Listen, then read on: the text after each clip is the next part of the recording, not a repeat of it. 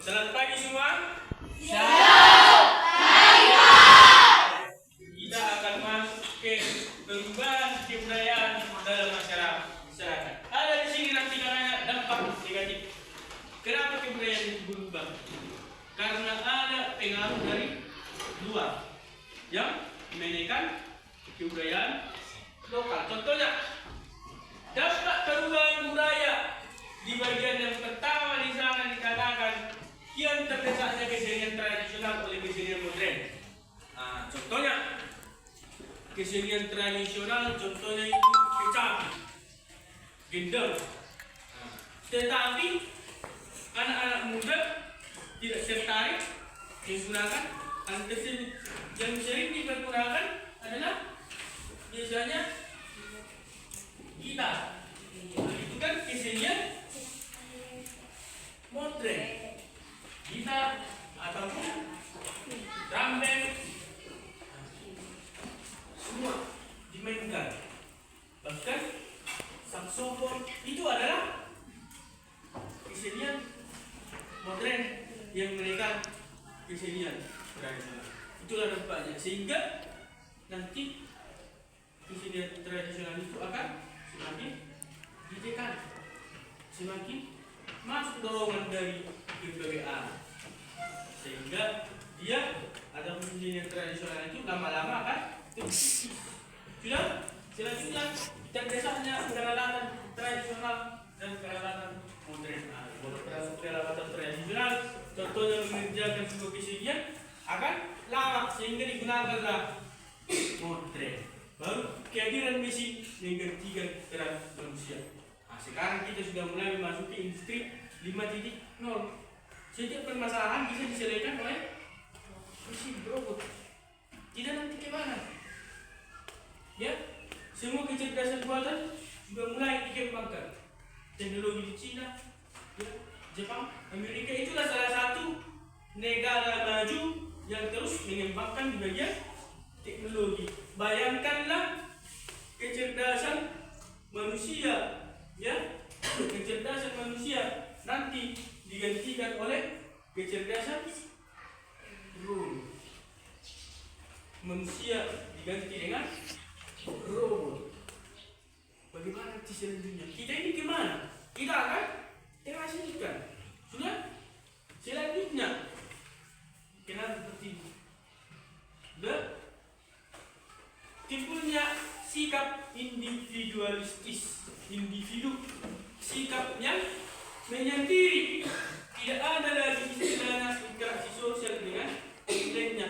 Mereka sibuk menyendiri, digunakan HP, digunakan laptop, menonton ini, menonton itu di rumah.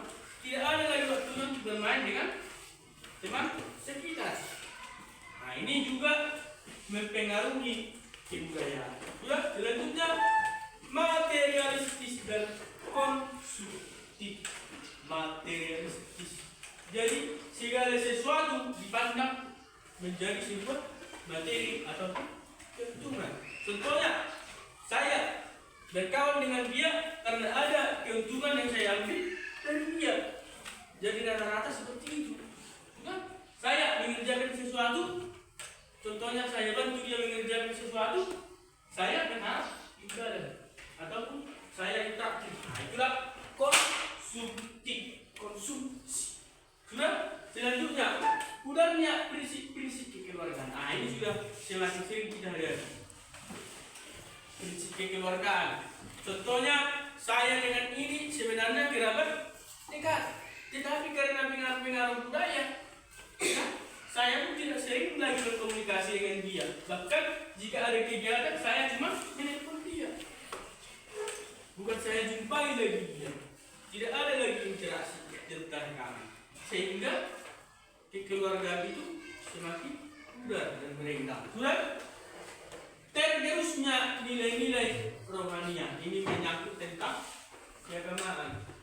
Ya, jika contohnya dia ini menganut agama yang berbeda dengan si ini, padahal mereka ini adalah sepupu. Contohnya dia ini Muslim, ini Kristen.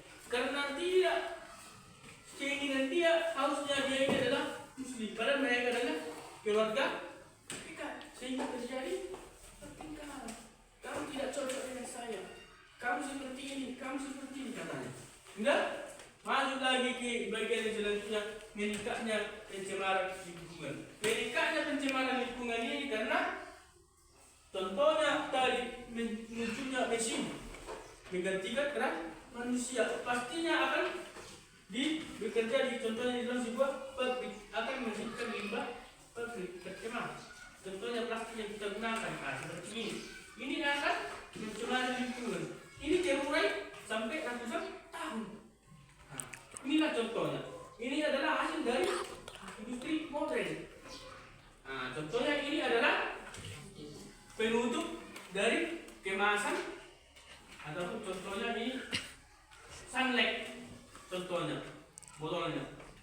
Padahal kalau zaman-zaman dulu tempat penyimpanan cairan ataupun sesuatu apapun digunakan di dalam guci yang terbuat dari tanah liat ataupun buah labu yang dikorek isinya. Itu kalau kita campakkan tapi mana itu cepat terbuat. Coba ini. Lebih contohnya jika dicampakkan ini ke sana, yang dua ini yang cepat terurai adalah ini, padahal ini masih tetap utuh. Dan inilah contohnya pencemaran lingkungan dan hasil pembangunan yang tidak menyeluruh dan merata oleh rakyat yang berakibat muncul kesenjangan sosial. Ini mengarah kepada pembangunan yang jauh mengarah ke perkotaan. Padahal pedesaan diabaikan. Ujungnya terjadilah kesenjangan sosial. Menurut kesenjangan dikatakan kesenjangan perbedaan yang jauh. Contohnya perbedaan anak kota dengan anak desa itu kan sudah jauh bisa kita lihat kan, langsung berbeda dia. Mulai dari sistemnya, cara berpakaiannya, cara berbicara sudah berbeda. Dan selanjutnya masuk kita ke bagian C, kearifan lokal dengan perubahan budaya. Kearifan lokal disebut juga sebagai kebijakan setempat. Inilah sebenarnya yang membuat hal utamanya kebudayaan itu tergerus. Kearifan lokal itu disebut sebagai kebijakan setempat, kebijakan yang kebijakan nakolot. Utak-utak kalau dari bahasa Batak. Siap? Pengetahuan setempat atau kecerdasan setempat. Karena pemikiran anak ide ini tidak bisa dibawa ke ruang luas. Seperti ini diibaratkan. Sudah? Masuk ke selanjutnya. Kearifan lokal mengenai perubahan budaya. Ciri-ciri kearifan lokal. Yang pertama, dia mampu mengendalikan budaya lokal yang berkembang secara keunggulan dan melekat.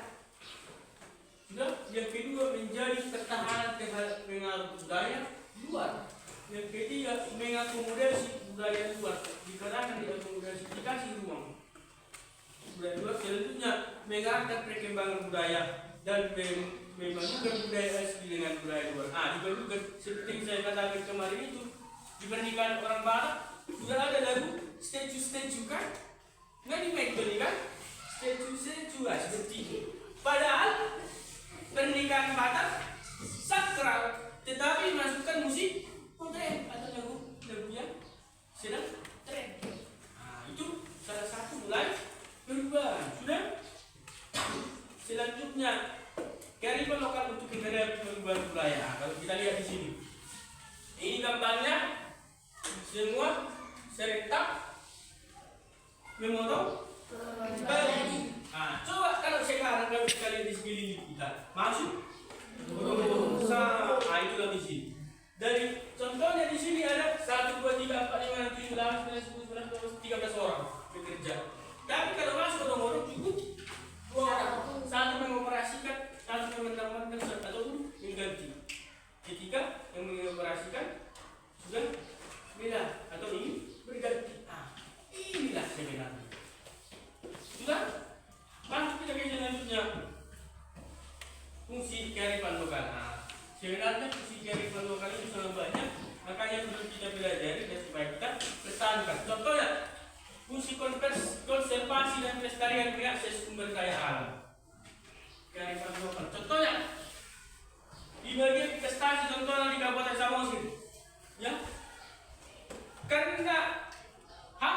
keseluruhan ini adalah tanah adat ataupun tanah ngadat. Jadi masuk pun investor asing tunggu didiskusikan dengan warga setempat.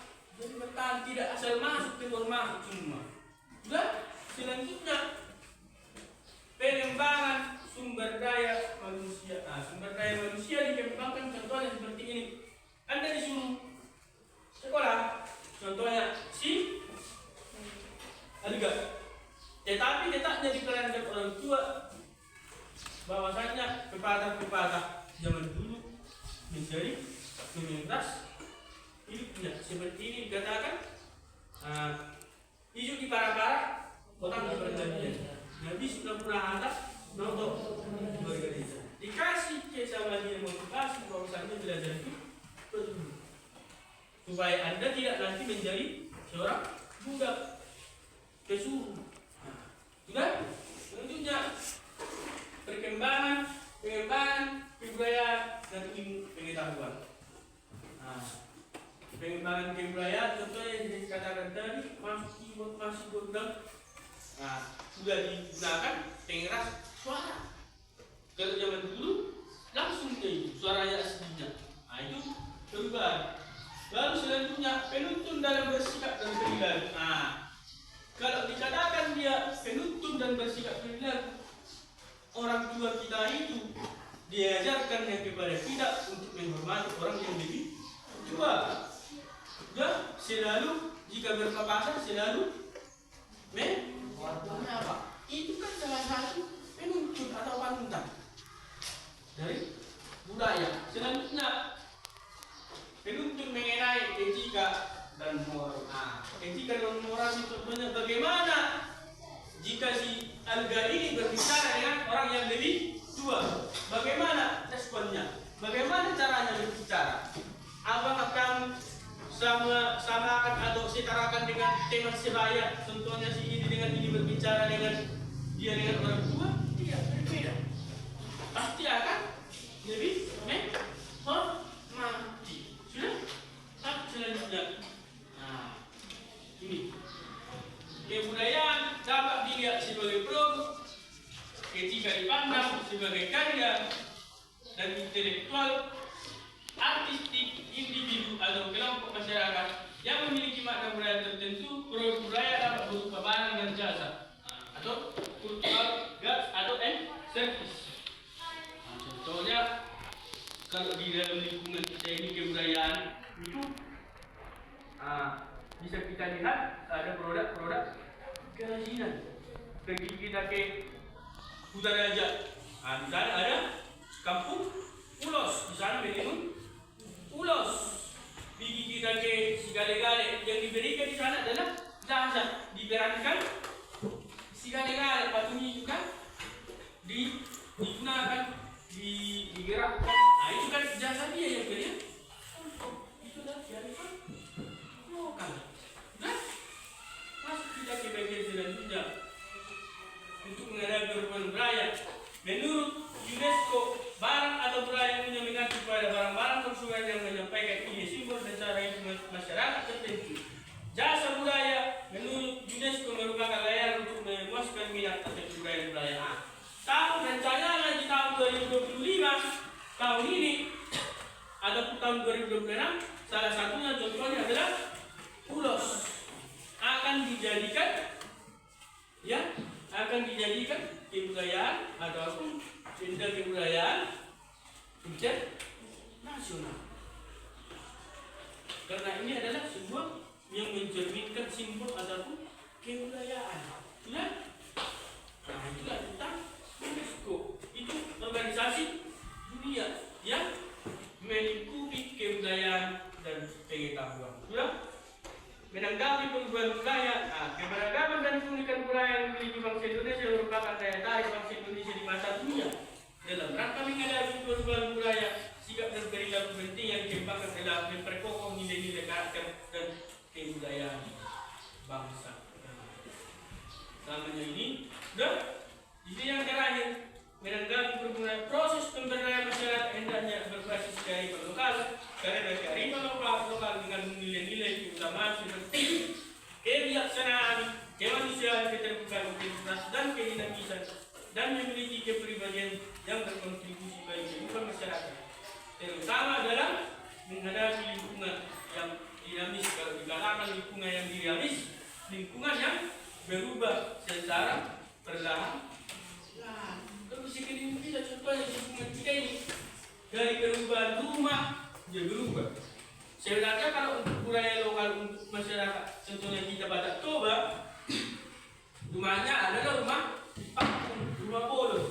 Tapi sekarang sudah banyak yang menggunakan rumah-rumah desain modern. Sudah, itulah sampai di sinilah pembelajaran kita hari ini. Ya, ada pertanyaan? Ada yang mau ditanyakan?